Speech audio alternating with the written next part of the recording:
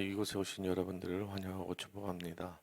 오늘 요한복음 1장을 함께 나눈 이유는 예수님께서 이 땅에 오셨을 때의 그 모습이 다른 복음서와 다르기 때문에 여러분들과 개론적인 모습을 함께 나누고, 그 다음에 9장에 왜 예수님이 이런 모습으로 왔는지에 대해서 간략하게 여러분들과 나누고 마치려고 합니다. 지금 앞에 있는 마태, 마가, 누가복음 같은 경우에는 예수님의 일대기를 그린 이제 기본적인 틀에서 볼 때는 갈릴리를 중심으로 그 다음에 예루살렘으로 가는 형식적인 모습을 가지고 있습니다. 그래서 그 주제를 보면 하나님의 나라나 그 여러 가지의 주제들이 같은 관점에서 이야기를 하고 있습니다. 그래서 그런 구조를 가지고 있는 복음서를 우리는 그 세 개를 공관 복음이라고 부르고 있습니다. 그런데 요한복음은 사복음서에서 해당되지 않는 공관복음에 해당되지 않는 조금 다른 주제들이 있습니다. 나름대로 완전히 차별화되어 있는 그런 예수님에 대한 증언의 책이다라고 우리는 말할 수 있습니다. 그래서 다른 복음서, 공관복음서에서 심오한 면도 있겠지만 오늘 말씀 속에서는 더욱더 심오한 말씀들이 나타나고 있습니다. 기초적인 예로 들면 이제 공관복음에서는 예수님의 족보에 대해서 쭉 나오게 되어 있습니다. 그렇죠? 예수님이 어떤 혈통으로 나오셨고 어떤 분이신지 나오시던가, 아니면 예수님의 탄생의 비유에 대해서 이야기하시지만 오늘 말씀 같은 경우에는 그런 이야기가 아닌 예수님은 누구시다라는 것을 정확하게 집어서 말씀을 하고 있습니다. 그것이 바로 1장 1절입니다. 우리 한번 1장 1절 다시 한번 더 읽어볼까요? 시작. 태초에 말씀이 계시니라. 이 말씀이 하나님과 함께 계셨으니 이 말씀이 곧 하나님이라. 자, 이 말씀은 다시 얘기하면은 헬라어로 바꾸면 예수님은 로고스다라고 얘기하는 것이에요. 태초에 말씀이 계시니라. 근데 그 말씀이 다시 말하면은 로고스인데 그 로고스가 태초에 함께 있었다라는 것이에요. 여러분, 이 말이 선뜻 이해가 되시는가요? 예수님이 태초에 계셨다. 태초에 계신 그 예수님이 세상을 창조하셨다라는 것입니다. 어떻게 보면은 이 로고스란 단어 자체가 철학적인 의미를 가지고 있습니다. 플라톤 철학자들이 그리스도 철학자들이 사용하던 개념들을 도용해서 이 단어를 사용을 했는데, 이걸 이제 예수님을 적용하고 있는 개념으로 사용을 하고 있는 것입니다. 그렇다고 해서 이게 철학적인 개념으로 사용되는 것은 아니고, 그만큼 그 당시에 있던 사람들이 헬레니적인 문화에 많이 익숙해져 있다 보니 이 단어를 대해서 가져와서 사용하고 있는 것입니다. 그래서 기본적으로 그리스도 철학계와 철학자들의 개와 그리고 그 그리스 사람들에게 로고스라는 개념은 근본적인 개념이었어요. 모든 만물에 있어서 만드는 어떤 근본적인 개념. 그러니까 뭐라고 얘기해야 될까요? 존재론적인 제일 원칙이라고 조금 이해하면 좀 어렵겠죠. 이제 모든 움직임의 첫 원인이 되는 것이 바로 로고스다라고 이야기를 하고 있는 것입니다. 근데 그 로고스는 누구시다? 바로 예수 그리스도시다라고 이야기를 하는 것입니다. 그래서 그 개념이 쭉 나오는데 함께 보겠습니다. 1절에서 4절입니다. 다 같이 한번 읽어보겠습니다. 시작. 태초에 말씀이 계시니라. 이 말씀이 하나님과 함께 계셨으니 이 말씀은 곧 하나님이시니라. 그가 태초에 하나님과 함께 계셨고 만물이 그로 말미암아 지은 바 되었으니 지은 것이 하나도 그가 없이니 된 것이 없느니라. 그 안에 생명이 있었으니 그 생명은 사람들의 빛이니라. 뭔가 자꾸 꼬리에 꼬리를 물면서 이야기를 하고 있습니다. 중요한 것은 이제 하나님께서 예수님을 통해서 세상을 창조하셨다라는 것이에요. 창세기 보면 하나님께서 말씀을 세상을 창조하셨죠. 근데 그 말씀이 예수님이라는 거예요. 그래서 예수님을 통해서 하나님께서 만물을 창조하셨고, 그런데 그것이 끝이 아니다라는 것이에요. 하나님께서 이전에 먼 미래에 먼 과거에 창조하신 것으로 끝난 것이 아니라 지금 요한복음에서는 과거적인 것으로 끝난 것이 아니라 지금 현재적으로 예수 그리스도께서 지금도 창조하고 계신다라는 것을 우리에게 말씀하고 있는 것입니다. 요한복음에서 말씀하시는 생명 구원, 모든 것이 다 미래적인 것이 아니라 구원의 사건들, 현재 일어나는 구원, 현재 일어나는 영생, 그런 개념이라는 것들이 창조 안에 들어와 있다라고 지금 설명하고 있는 것이에요. 그러니까 다시 말해 하나님이 창조하셨다는 그 개념, 예수님을 통해서 창조했다는 그 개념은 단순히 창세기의 만물을 창조했을 뿐만 아니라 지금도 예수님을 통해서 사람들을 창조하고 있다라는 것이에요. 이해하시나요? 사람을 창조하고 싶다는 거예요. 그 창조라는 것을 다시 얘기하면 구원하고 계신다라는 것이에요. 이게 요한복음에 말하는 창조의 이야기가 이 단어를 사용하고 있다는 것이에요. 우리 예수님을 믿고 나면 어떻게 되죠? 새 사람이 되어집니다. 그게 바로 예수님을 통한 하나님의 창조인 것이에요. 그래서 1장 10절에는 이렇게 얘기하죠. 그가 세상에 계셨으나 세상은 그로 말미암아 지은 바 되었으나 세상은 그를 알아봤다고 못 봤다고요? 알아보지 못했다. 그리고 11절에 이렇게 나옵니다. 영접하는 자, 곧 그 이를 믿는 자에게는 하나님의 자녀가 되는 뭘 줬다고요? 권세를 주셨다라는 것이에요. 이때 하나님의 자녀가 되는 권세, 그 일을 믿는 자들에게 하나님의 자녀가 되는 권세를 주셨다라는 것은 구원의 역사들을 이곳에서 일으켜 주셨다라는 것입니다. 그래서 영접하지 아니하면 창조를 얻지 못한다라는 것이에요. 예수님을 통해서 또 구원을 얻지 못하게 된다라는 것입니다. 이것이 단순히 예수님을 통해서 창조했다는, 만물이 창조했다는 이 이야기는 단순히 만물의 창조만을 이야기하는 것이 아니라 구원론적인 관점에서 우리의 구원이 예수 그리스도로부터 시작되며 변화의 시작이 예수님으로부터 일어났다는 것을 요한복음 1장에서부터 우리에게 이야기를 하고 있는 것입니다. 여러분들 요한복음 전체를 보시면서 이 관점으로 보셔야 됩니다. 예수님께서 그냥 창조로 인하여서 창조의 것을 창조하셨으니 창조로 끝난 것이 아니라 예수님께서 이 땅에 오심으로 인해서 우리에게 새로운 사람으로 변화될 수 있는 그 빛으로 오셨음으로 인하여 우리는 새 사람이 될 수 있다. 그 새 사람을 될 수 있는데 그것은 어떻게 된다? 예수 그리스도를 믿는 믿음을 가지고 우리는 새롭게 창조될 수 있다라는 것이 바로 요한복음 1장의 내용입니다. 그래서 핵심 구절은 이겁니다. 1장 12절에 이렇게 얘기하시죠. 영접하는 자, 곧 그 이름을 믿는 자들에게는 하나님의 뭐가 되는? 자녀가 되는 권세를 주셨다라는 것이에요. 우리 속에서 완벽하게 변화가 되는 것입니다. 이것이 창조의 역사이자 오늘 우리에게 일어나야 될 역사라는 것이에요.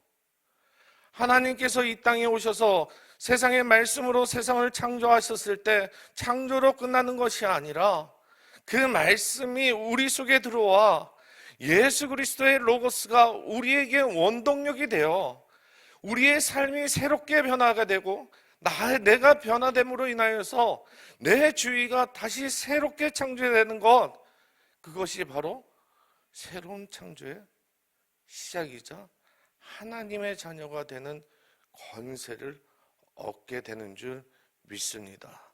그래서 이런 결론을 내리게 되는 것이에요. 결국에는 이러한 창조적인 예수님은 말씀, 하나님의 말씀, 그리고 예수님을 통한 창조, 이런 결과에 새로운 출생을 우리에게 주신다라는 것입니다. 13절 이렇게 얘기합니다. 제가 읽겠습니다.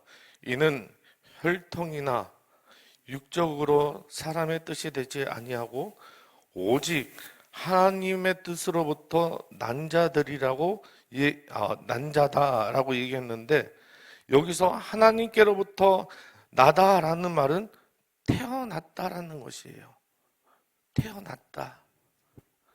그래서 하나님께서 예수님을 통해서 만물을 창조하셨는데, 똑같이 하나님께서 예수님을 영접하는 자, 믿는 자들은 지금 어떻게 창조하신다고요? 태어나게 하시는 것이에요. 그래서 우리가 침례를 받죠. 우리 침례를 받죠. 침례를 받으면 어떻게 하죠? 우리는 다시 태어났다라고 이야기합니다. 다시 태어났다고 얘기하는 거예요. 그것이 믿음의 결과이고 영접의 결과입니다. 우리가 보통 구원이라는 것을 설명할 때 이렇게 설명을 해야 합니다. 우리는 예수 그리스도로 인하여서 우리는 창조되었고, 그 창조됨으로 인해서 우리의 신앙이 새로워지는 놀라운 역사들이 일어나고 있다는 것을 믿기를 소망합니다. 그와 더불어서 요한복음이 두 번째로 강조하는 것은 무엇이냐? 영생이라는 단어입니다. 영생이라는 단어. 우리가 구원적인 개념으로 봤을 때 우리는 미래적으로만 생각할 때가 많습니다. 그래서 천국 가는 티켓 하나쯤 얻는 것으로 생각할 때가 있습니다. 근데 우리가 오늘 말씀을 통해서 현재적으로 조금 생각을 해서 덧붙인다면, 구원을 천국으로 가는 티켓을 얻는 것이 아니라 지금으로부터 시작되는 구원의 역사가 이루어져야 된다는 것이에요. 지금 당장 우리의 구원이 하나님으로부터 시작돼서 우리 안에 새롭게 태어나는 것으로부터 시작돼야 된다는 것입니다. 예수님을 통해서 예수님을 믿으면 예수님을 통해서 하나님이 지금 나를 창조하고 계신 것이에요. 그래서 새로운 사람을 만드는 것이에요. 이것이 첫 번째 부활입니다. 이게 요한복음의 특징이에요. 요한의 특징이에요. 요한을 공부하다 보면 이 특징들이 나타납니다.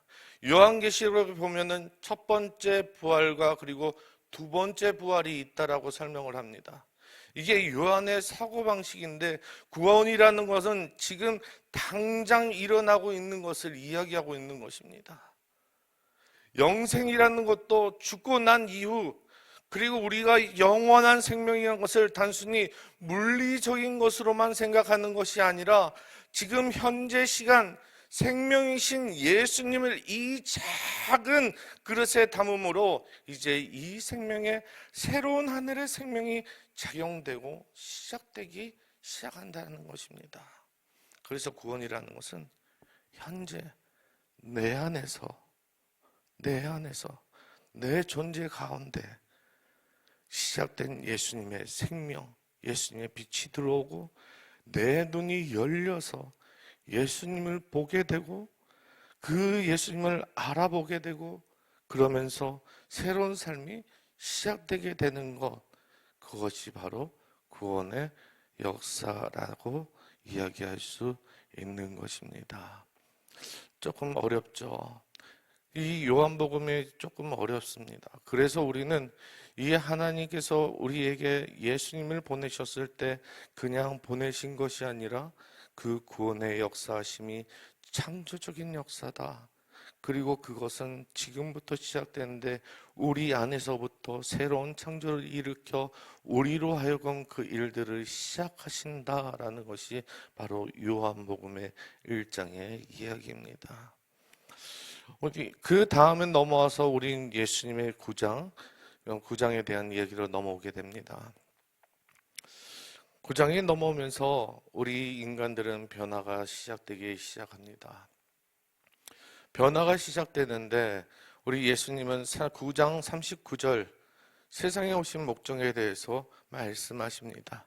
39절 우리 함께 읽어볼까요? 시작.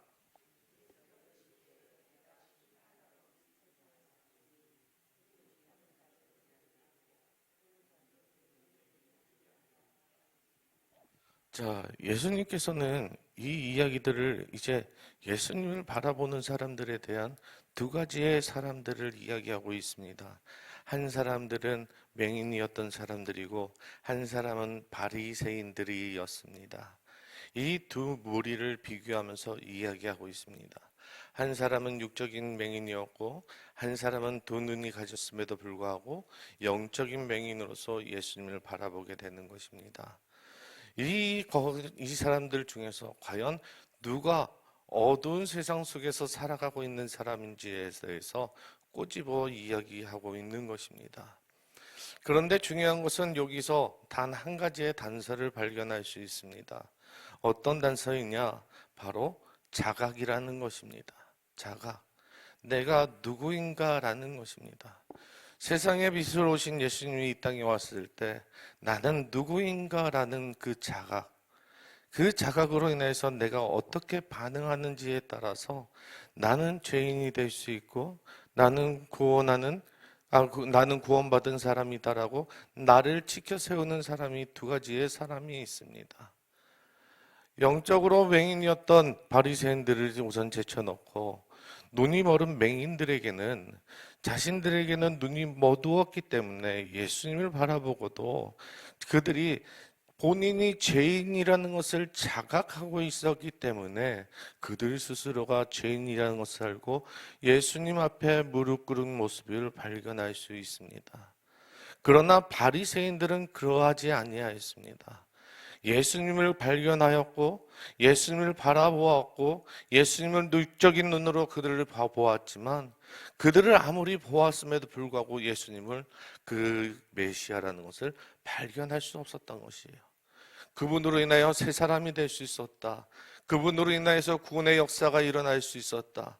그분으로 인하여서 지금 내 모든 것을 변할 수 있다라는 것을 그들은 믿지 않았습니다. 왜 그랬습니까? 그들에게는 자각함이라는 것이 없기 때문에 그렇습니다. 우리가 예수님을 처음 믿었을 때 우리는 자각하게 되어 있습니다. 어떤 자각이죠? 나는 죄인이다라는 것을 자각하게 되어 있습니다. 나의 모습이 어떠한 모습이라는 것을 깨달아 알게 되어 있습니다. 그 모습을 갖게 되면 우리는 순종하고 낮은 모습을 가지고 예수님께 무릎으로 나와 기도하던 우리의 모습들을 기억하시는 저와 여러분 되기를 소망합니다. 처음에 예수님을 만났을 때 우리는 그 어떤 누구든지 주님 앞에 무릎으로 나와 차디찬 바닥에서 예수님께 기도하고 눈물로 2시간, 3시간 기도하면서 내 마음에 있던 죄들을 토로하던 그 모습, 그것이 무엇 때문에 그렇다고요?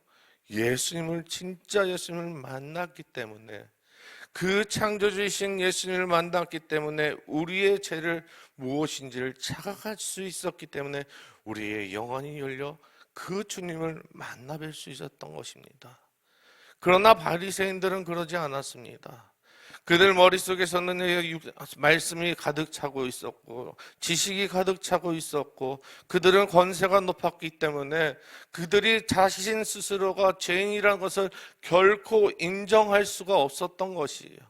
그렇기 때문에 그들은 예수님께 나와서 무릎으로 나올 일이 없었습니다. 오히려 그가 행동했던 모든 것들이 손가락질이었고 그들이 하는 것이 제 방해가 되었고 그가 하는 것들에 대해서 돌을 던질 그런 일들을 늘상 바리새인들을 해왔던 것이에요. 우리는 그런 자각적인 모습 속에서 우리를 높이는 것이 아니라 우리는 낮은 자세로 인하여서 예수님께 돌아와 회개하고 기도하는 모습으로 다시금 태어나기를 소망합니다. 태어나기를 소망합니다. 다시금 회복되기를 소망합니다. 다시금 그래야 주님께서 일으켜 세운 줄 믿습니다. 저는 그것을 믿어 의심치 않습니다. 하나님께서 제가 예배 세미나 때 마지막으로 했던 말씀이 있습니다. 무엇이냐? 바로 작은 것에서부터 시작이 큰 일을 이룰 수 있다라는 것입니다. 하나님의 말씀이 이루는 그 작은 일들이, 행동 하나가 큰 일들을 일으킬 수 있다. 근데 그 조건이 무엇이냐? 내가 하나님의 마음을 가지고, 내가 성령의 소욕을 가지고, 내가 하나님의 육적인 모든 것을 제하고, 내가 내 몸을 쳐서 진정으로 예수님을 따르겠다라는 그 마음을 가지고 내가 작은 말씀을 하나 지켜서 그것을 행동하였더니 그것이 하나님께서는 크게 사용하여 주시고 그 일들을 일으켜서 우리가 알 수 없는 방법으로 크게 세우신다라는 것이에요. 그것이 단편적인 예가 바로 오병이어라는 것이에요. 작은 것 하나이지만, 그 사람들 보기에는 보잘것없는 것이지만, 아이가 쌓은 도시락과 같은 그런 작은 것이지만, 내가 생각하기에는 불가능해 보였던 일들도 하나님께서는 그것들을 일으켜 주시고 세워주시고 다시 채워주시고 다시금 사람들을 세워 일으켜 줄 수 있는 힘을 그들에게 보여주신다는 것이에요. 나에겐 그런 게 필요하다라는 것이에요. 이것이 우리에게 지금 필요한 일들입니다. 우리 백향목 교회에 지금 필요한 일들입니다. 내가 하나님께서 이곳에 오셔서 우리가 믿는 백성으로 지금 살아가고 있는 우리들에게 진정으로 주님이 찾으시는 그 한 사람, 하나님을 예수 그리스도로 인정하고 그분이 우리를 새롭게 하신다는 그 믿음을 가지고 내가 그 믿음의 사람으로서 작은 말씀 하나 지켰을 때 그 말씀으로 인하여서 내 작은 행동 하나가 진정으로 하나님의 역사하심과 하나님의 영광을 위해 쓰임받을 수 있는 그런 사람들이 백향목교회에서 일어나기를 소망합니다. 그랬을 때 진정으로 하나님께서 하나님께서 일하시는 교회구나, 하나님께서 역사하시는 교회구나. 사도행전과 같이 바울이 말씀이 전하면 많은 이들이 믿었던 그 교회들과 같이 하나님께서 일하시는 교회구나. 그런 일들이 일어나는 저와 여러분 되시기를 소망합니다. 말씀을 마치려고 합니다. 여러분들 눈은 어떻습니까? 맹인이십니까? 아니면은 바리새인들과 같이 나를 자각하지 못하는 그 높은 눈을 가지고 있습니까? 오늘 한번 나의 모습을 뒤돌아보면서 다시 한번 더 자각하는 오늘 이 시간 되기를 소망합니다. 그럴 때 주님께서 진짜 예수님이 누구이신지 발견하실 수 있을 거라 저는 생각이 듭니다. 그 주님을 발견하실 때 나의 눈물이 되지 아니하고 나의 입술의 기도가 나의 기도가 되지 아니라 내 마음속에 있는 마음이 나의 마음이 아니라 하나님의 뜻이 나에게로 들어와 내가 흘리는 눈물이 하나님께서 허락해 주신 그 눈물이 되어지고 나의 입술에서 나오는 그 기도 제목이 나의 기도 제목이 아니라 하나님께서 응답해 주시는 그 기도 제목이 될 줄 믿습니다. 그래서 오늘 이 시간 우리가 함께 기도할 때 주님, 우리로 하여금 주님을 온전하게 발견하게 하여 주시옵소서. 그 영적인 어두움에서 우리로 물리치게 하시고 다시 한 번 더 주님께 사용되게 해달라고, 그리고 그 사용될 수 있는 믿음을 가지고 우리가 나아가게 해달라고 이 시간 다 같이 주여 한번 외치면서 주님께 나가도록 하겠습니다. 주여,